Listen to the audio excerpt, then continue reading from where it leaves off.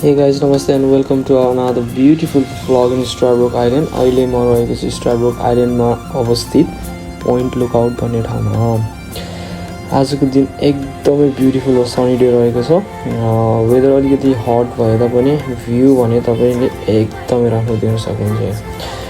आज सधैँ जसो म त्यही रिल्याक्सिङ हिँडाइ गर्न निस्केको मान्छे बनेर निस्केको छु र हिँडेको 5 मिनट पनि भएको छैन, अलरेडी स्वेटिङ लाइक पसिना भइसकेको छ। यति भन्दै फेरि पनि स्टारब्रुक आइल्यान्डमा स्वागत छ सबैलाई र यो ठाउँ फोटोमा भन्दा पनि बढी सुन्दर देखिन्छ।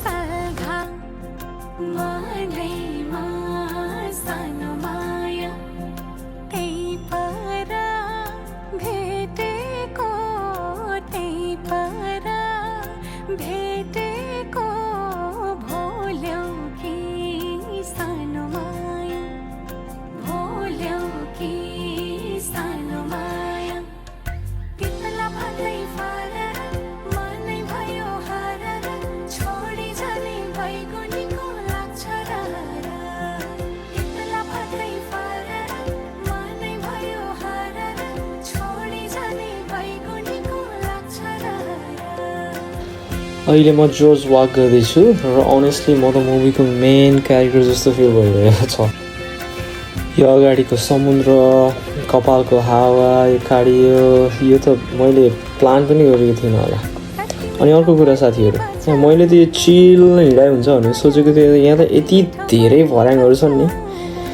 कोही साथीहरूलाई थाहा छ भने यो किन छन् र कसले बनायो भनेर प्लिज कमेन्ट गरेर नबिर्सिनु होला है। तर ठिक छ, यो भ्यूले गर्दा मैले सबै कुरा माफ गरिदिएँ। यस्तो दृश्य हेर्दै म लडेर बेहोस भएँ भने पनि साथीहरू यो ह्याप्पी इनिङ नै हो है। भन्ने गर्छन् यहाँ डल्फिन र वेल पनि देख्न पाइन्छ। अहिलेसम्म त देखेकै छैन, तर म मेनिफेस्ट गर्दैछु अहिले नै है। वेल आयो भने मैले नै बोलाएको है साथीहरू। ल है साथीहरू, अब चाहिँ म अगाडि बढ्छु, नत्र यो वाक सिट डाउन ब्रेकमा चेन्ज हुन्छ। फेरि अरू ठाउँ पनि देखाउनु पर्यो, धेरै ठाउँहरू छ यहाँनिर।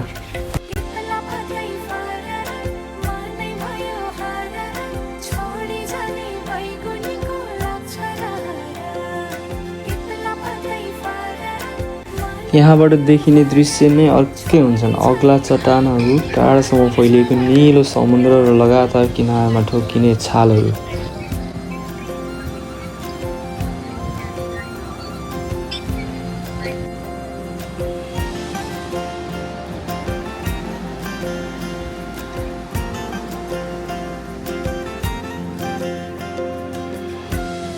म जोज वाक हुँदै अघि बढ्दैछु, जहाँ बाटो समुद्रको किनार घुम्दै जान्छ र हरेक मोडमा नयाँ दृश्यहरू देख्न पाइन्छ।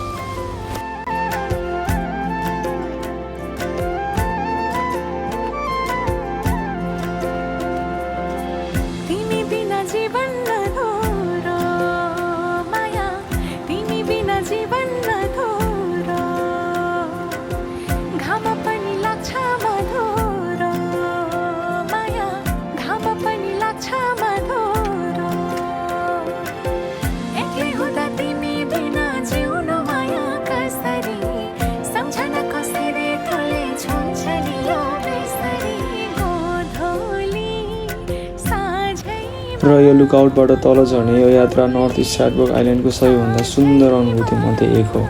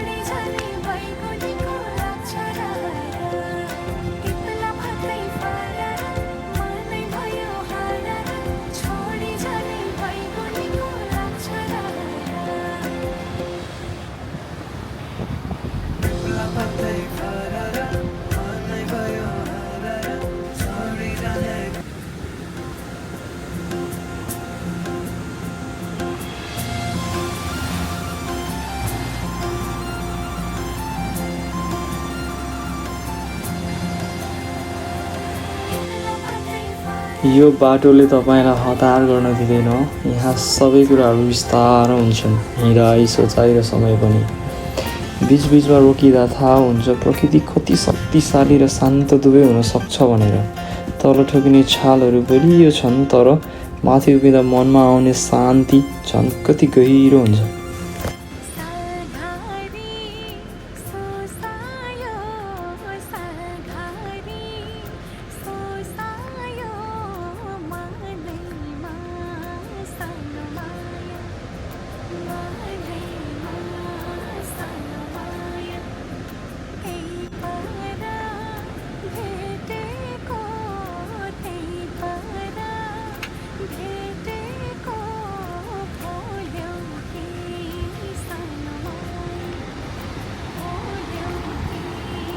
र यो यात्राको अन्तिम क्षण मेन बीचमा उभिँदै गर्दा छालहरू किनारमा लगातार ठोक्किरहेका छन्, जस्तै यो दिनको कथा आफै दोहोरिरहेको छन्।